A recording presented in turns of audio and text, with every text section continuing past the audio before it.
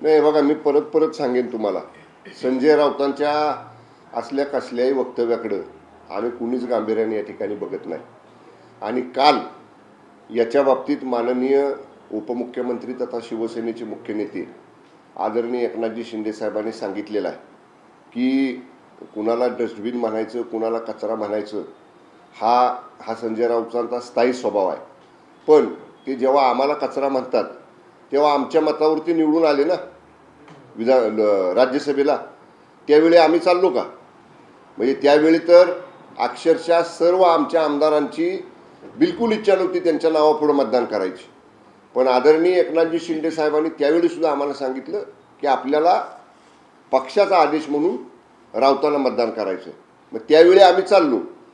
आणि एवढं सगळं करण्यापेक्षा राऊतांनी एका प्रश्नाचं उत्तर द्या ना. तुम्ही आम्हाला केर कचरा म्हणा, आम्हाला मागं आम्ही गेलो तेव्हा ते गुवाहाटीला गटारातलं पाणी म्हणले, प्रेतं म्हणली, एवढं आम्हाला हिनवून सुद्धा काल झालेल्या विधानसभेच्या निवडणुकीत लोकांनी दाखवलं ना खरी शिवसेना कोण आहे ती. वंदनीय शिवसेना प्रमुख हिंदू हृदय सम्राट स्वर्गीय बाळासाहेब ठाकरे साहेबांचे विचार हे आदरणीय शिंदे साहेबांच्या नेतृत्वाखाली आम्ही घेऊन चाललोय पुढं.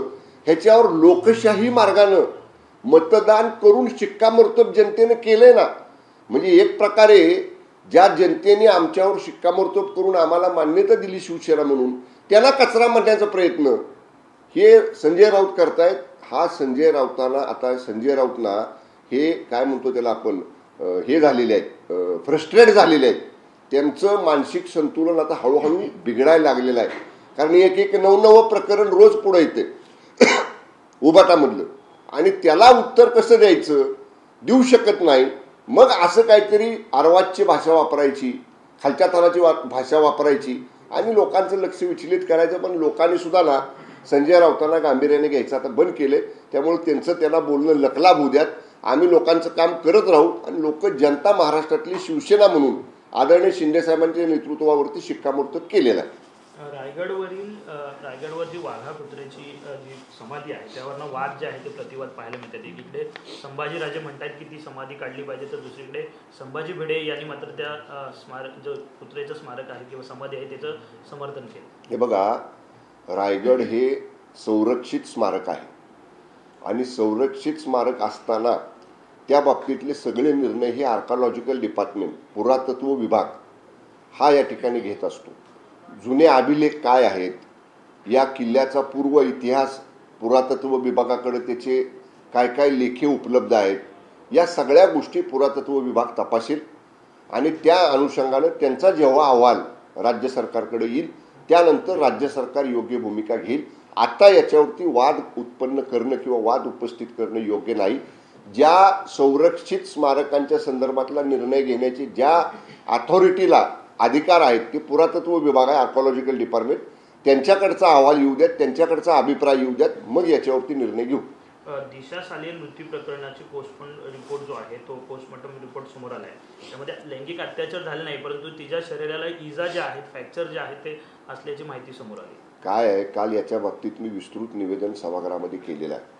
माननीय राज्यमंत्री गृह विभागाचे हे परिषद सभागृहामध्ये होते, त्यामुळं मला विधानसभेमध्ये हा प्रश्न जेव्हा अचानक उपस्थित झाला, अनेक सन्मान्य सदस्यांनी विधानसभेमध्ये दिशा सालियनच्या वडिलांनी परवा दिवशी पोलीस आयुक्तांची भेट घेऊन तक्रार केलेली आहे. आणि हा मुद्दा हाऊसमध्ये आल्यानंतर पीठासीन अधिकाऱ्यांनी शासनानं या बाबतीत नोंद घ्यावी अशा पद्धतीचे निर्देश दिल्यावर केवळ मीच सभागृहामध्ये म्हणजे 2-3 मंत्री आम्ही होतो. मग त्या ठिकाणी मला भूमिका ही जी काय रेकॉर्डवर आहे ती सांगावी लागली की SIT पथक हे दिशा सालियन केसचा तपास करतंय. त्यावेळी काही लोकांनी म्हणले ती आत्महत्या आहे, काही लोकांनी सांगितलं की तिचा खून झालेला आहे, तिच्यावर अत्याचार करून खून झालेला आहे आणि म्हणून SIT अजून ओपन आहे. ती SIT चौकशी क्लोज रिपोर्ट झालेला नाही आणि म्हणून त्या संदर्भामध्ये आज व्हिक्टिम म्हणजे ज्या मुलीचा दुर्दैवी मृत्यू झालेला आहे त्या मुलीच्या थेट वडिलांनी त्याला आता ह्या 3-4 वर्षामध्ये काय माहिती इनपुट त्याला मिळालं असेल, त्याला काय माहिती आली असेल किंवा त्याला कोणीतरी सांगितलं असेल. आणि एक पिता वडील जेव्हा आपल्या दिवंगत मुलीसाठी न्याय मागतो पोलीस आयुक्तांकडे जातो, पोलीस आयुक्तांकडे आपलं गाऱ्हाणं मांडतो, आपली तक्रार देतो, तेव्हा सरकार म्हणून आमची जबाबदारी आहे की जे जे त्यांनी स्टेटमेंट दिलेलं आहे, जे जे त्यांनी तक्रार केलेली आहे ती ते SITकडे द्यायची. SITचे वरिष्ठ अधिकारी तपासून बघतील. आवश्यकता पडली जेणे कोणी पोस्टमॉर्टम केलंय त्या अधिकाऱ्याने SIT बोलवेल चौकशीला. कारण शेवटी बघा, एखादा मृत्यू झाला, अनैसर्गिक मृत्यू झाला आणि थेट आई वडील पिता पती पत्नी भाऊ बहीण असं थेट जर कोणी नात्यातल्यानी तक्रार केली तर ती तक्रार अशी सहजासहजी कुणालाही डावलता येणार नाही. त्या तक्रारीची डीप चौकशी, सखोल चौकशी करणं ही सरकारची जबाबदारी आहे आणि त्याप्रमाणे सरकार SITकडे ते सगळं पाठवेल.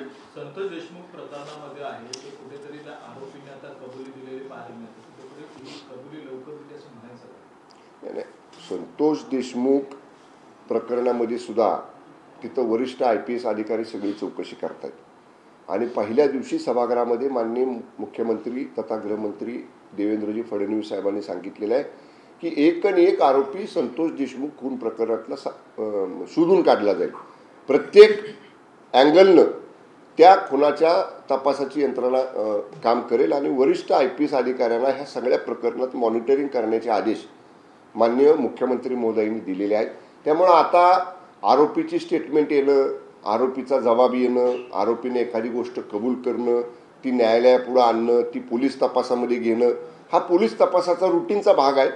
पोलिसांचं काम करतील आणि योग्य वेळी त्यातनं काय निष्कर्ष आलाय हे पोलीस मान्य न्यायालयासमोर सांगतील. पण 4 महिने झाले, 4 महिन्यापासून एक आरोपी अद्यापही मिळत नाही. त्याला ना कुठल्या पद्धतीचं फरार घोषित केलेलं आहे, मात्र कुठे त्याचा शोधच लागत नाही. सांगितलं ना तुम्हाला की या बाबतीतले वेगवेगळे तपास पथकं त्याच्या मागावरती आहेत. आता आपण 2-3 उदाहरणं पाहिली. जी आता कोरटकर जो इतके दिवस फरार होता, पहिल्या दिवशीपासून आम्ही सांगत होतो की पोलीस तपास करतायत, पोलीस पथकं रवाना झालेले आहेत, त्याचे मोबाईल ट्रॅकिंगवर ठेवलेले आहेत, सापडला. असं कोण कुठं जरी असला तरी त्याला शोधून काढलं जाईल. पळून जास्त दिवस आरोपी पळू शकणार नाही.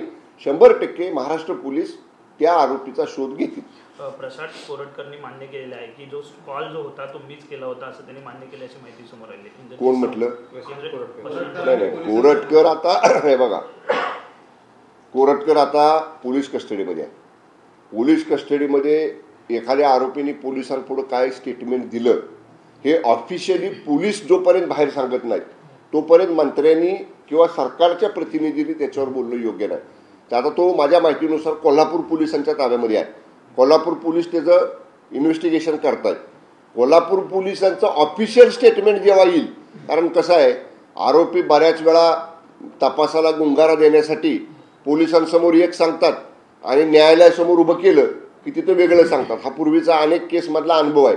त्यामुळं ऑफिशियल स्टेटमेंट त्यानं काय दिलं हे पोलिसांकडनं अधिकृतपणे बाहेर येऊ द्यात, मग त्याच्यावर बोलू आपण. निवृत्त RTA अधिकारी जे आहेत खरमाटे, त्यांची चौकशी आता होणार आहे, त्यामुळे कोणाच्या अडचणी वाढू शकतात या सगळ्या गोष्टी? खरमाटे ज्याच्या जवळ होता त्याच्या अडचणी वाढतील. खरमाटेला पुढं करून ज्याने कोणी तो विभाग RTOचा चालवला हे सगळ्या महाराष्ट्राला माहिती आहे. खरमाटे कोणाच्या जवळ होता, त्यामुळे आता खरमाटेच्या चौकशीमध्ये येईल सगळं बाहेर. चला घ्या, हिंदी घ्या. रायगड आणि पालकमंत्री संदर्भामध्ये अद्यापही कुठला निर्णय झालेला नाही, कारण की अधिवेशन गेलं 2-4 दिवसात होईल असं सांगितलं जातं वारंवार, मात्र अद्यापही तो निर्णय देखील झालेला नाहीये. होईल ना, लवकरच होईल. माननीय मुख्यमंत्री आणि दोन्ही उपमुख्यमंत्री महोदयांनी सांगितलेलं आहे की आम्ही लवकरच याचा बाबतीतला निर्णय घेऊ. महायुतीमध्ये चर्चा करून समन्वयातनं याचा निर्णय सुद्धा लवकरच घेतला जाईल. ज्याच्यामुळे औरंगजेबाला महाराष्ट्रात पाय रोवत आले नाही, त्या महाराणी ताराराणी यांच्या संदर्भातले काही समाधीचे फोटो जितेंद्र आव्हाड यांनी ट्विट केलेले आहेत. त्यांचं असं म्हणणं आहे की त्या समाधीकडे सरकारचं दुर्लक्ष होते. सरकार इथे तिथे स्मारक बांधते, सगळं करते, जसं आग्र्याला स्मारक बांधलं, मात्र त्या सगळ्या दुरावस्था आहे. तर सरकार ते बांधेल का? नक्की या महाराणी ताराराणी राणीसाहेबांची जी समाधी स्थळ आहे त्या बाबतीतली वस्तुस्थिती सरकारच्या सुद्धा निदर्शनाला आलेली आहे. निश्चितपणे त्या बाबतीतला सुद्धा जीर्णोद्धार करण्याची राज्य सरकारची भूमिका आहे. ज्यांच्या ताब्यामध्ये ती जागा आहे त्या जागेच्या ज्यांच्याकडे आहे त्या यंत्रणेशी समन्वय साधून निश्चितपणे महाराणी तारा राणी साहेबांच्या सुद्धा जे समाधीस्थळ आहे त्याचा सुद्धा निश्चितपणे ते चांगल्या पद्धतीनं सुस्थितीत आणलं जाईल.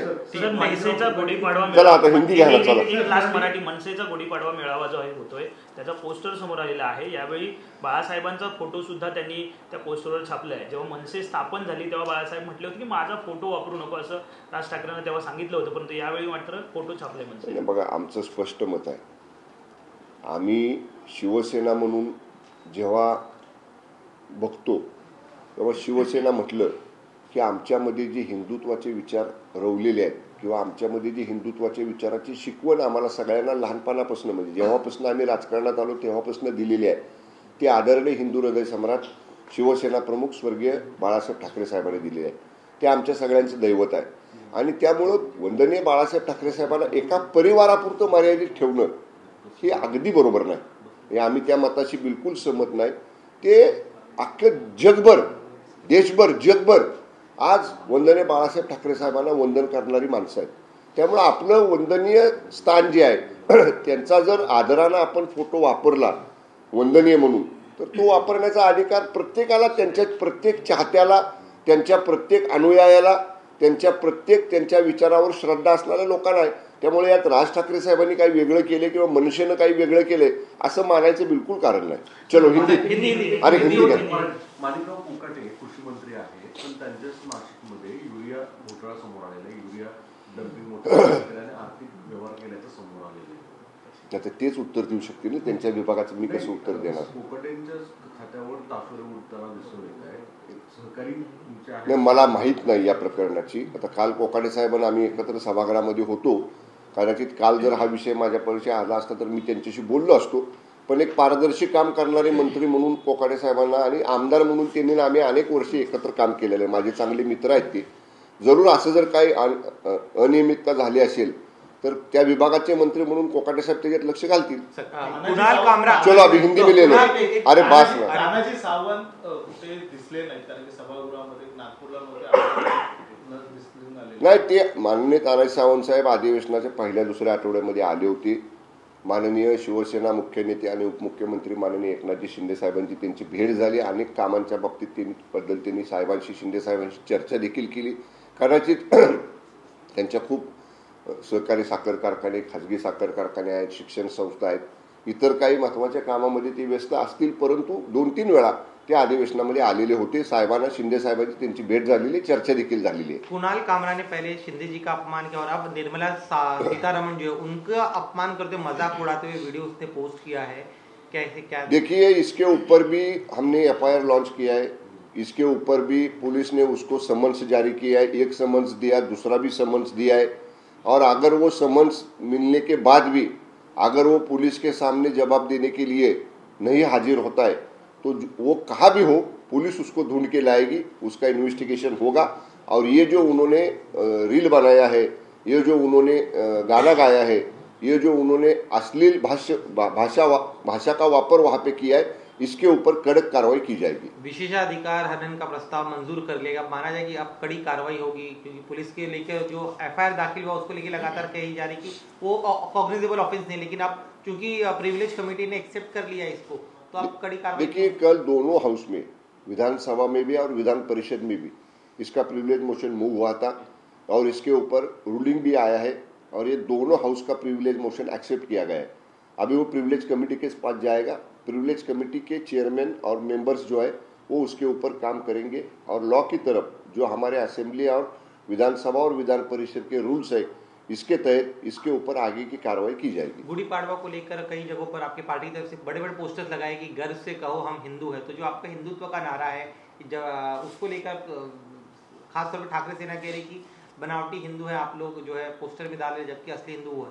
अरे अगर आप ऐसे होते तो चुनाव में लोग आपके पास, आपके पीछे, आपके साथ खड़े रहते ना. लोगों ने आपको झिड़कारा है. आपका अपोजिशन लीडर भी नहीं बन पा रहा है महाराष्ट्र के असेंबली में. इतना भी स्ट्रेंथ आपके पास नहीं है. इतना लोगों ने नकारने के बाद भी आप कह रहे कि हम लोग ही सच्चे हैं. तो इसका फैसला कौन करती है लोकशाही में? जनता जनार्दन करती है. वोट डाल के, मतदान करके जनता जनार्दन इसका हिसाब लगाती है. और जनता जनार्दन ने अभी के विधानसभा चुनाव में असली शिवसेना, असली हिंदुत्ववाद किसके साथ है, बाला साहब ठाकरे जी के विचार लेके आदरणीय शिंदे साहब के नेतृत्व में कौन काम कर रहा है, इसके ऊपर मोहर ये विधानसभा चुनाव में महाराष्ट्र की जनता ने लगाई है। ओके, चलो। 31 तारीख को ईद है, सड़क पर ईद के दिन नमाज अदा की जाती है, इसमें से लोगों को बहुत दिक्कत होती है, ट्रैफिक जाम होता है। यूपी सरकार ने कहा है कि कोई भी सड़क पर नमाज अदा न करे। क्या महाराष्ट्र में भी इस तरह का कोई कदम उठाया जाएगा? इसके ऊपर माननीय मुख्यमंत्री महोदय और दोनों उप मुख्यमंत्री महोदय उचित निर्णय करेंगे। छत्रपति शिवाजी महाराज की जो आगरा की छुटका थी, उसके बारे में एक बड़ा बयान योगी जी ने कहा है कि उसकी जो पहचान थी वो छत्रपति शिवाजी महाराज की वजह से थी, ना कि मुगलों से। बरोबर है, योगी जी का बयान बिल्कुल सच है। जो आगरा में छत्रपति शिवाजी महाराज को सम्मानित करने के लिए औरंगजेब ने बुलाया और दक्कन से लेकर वहां तक छत्रपति शिवाजी महाराज, धर्मवीर युवराज छत्रपति संभाजी महाराज जी को साथ में लेके गए और धोखे से औरंगजेब ने वहां छत्रपति शिवाजी महाराज जी को और संभाजी महाराज जी को कैद किया। वहां इतने बड़े मुगल साम्राज्य से छूट के आना, वो भी गनीमे कावा करके, ये बहुत बड़ा इतिहास है। ये हजारों साल तक आगे चलता रहेगा। इसके लिए आगरा का महत्व ये छत्रपति शिवाजी महाराज जी ने और छत्रपति संभाजी महाराज जी ने जिस तरह औरंगजेब की कूट कारस्तान से निकल के सुरक्षित वापिस रायगढ़ आए, यही आगरा का महत्व है। और हम लोग योगी जी के जो बयान है, योगी जी का जो स्टेटमेंट है, उसके साथ है। सर, दिशा सालियान जो प्रकरण है उनमें उसमें पता है ना, अभी पोस्टमार्टम रिपोर्ट सामने आई है और जो उनके वकील है सतीश सालियान, उन्होंने कहा है कि हमें प्रमाणित वकील नहीं, पिता के वकील ओझा है, प्रमाणित वकील ओझा है। ओझा।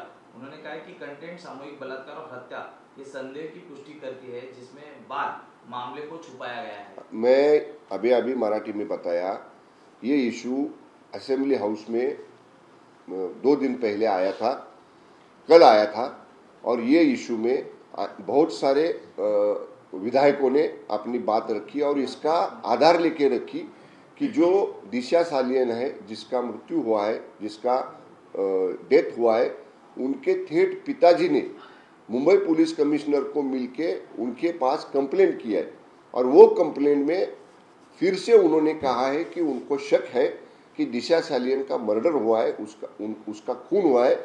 और उन्होंने एक आमदार का नाम, जो कि तब मंत्री थे, उनका नाम लिया है।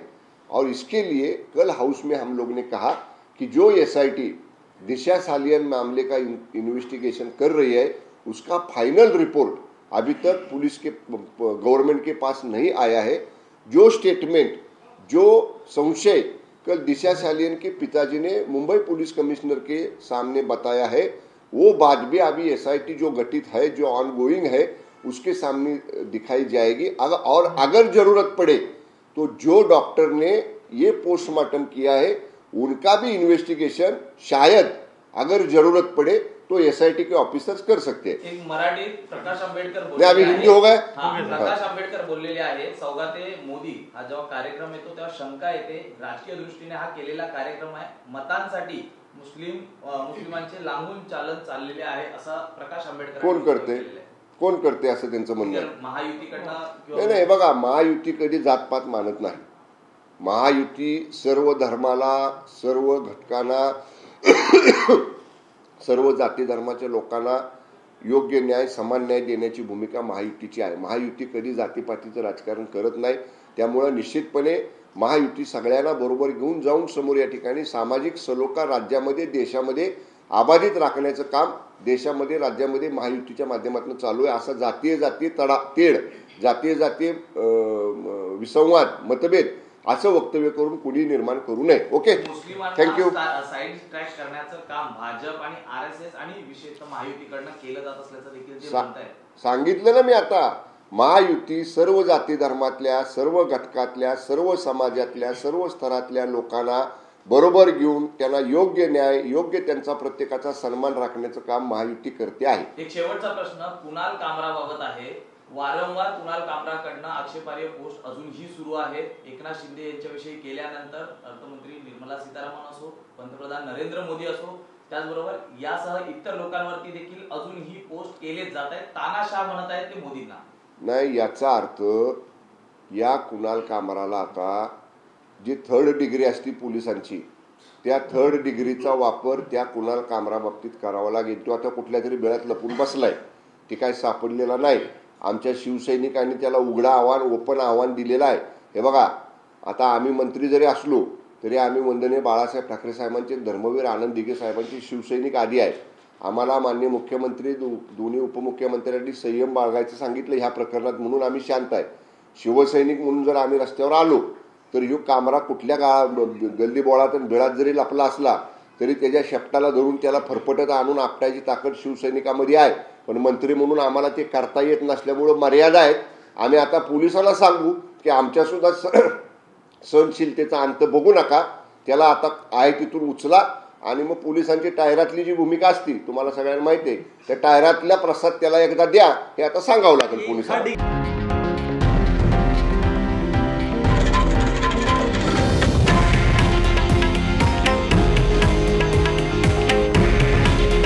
हे आहे देशातील नंबर 1 न्यूज नेटवर्क आणि आपण पाहत आहात TV9 मराठी. काळजी तुमची, हित महाराष्ट्राचं.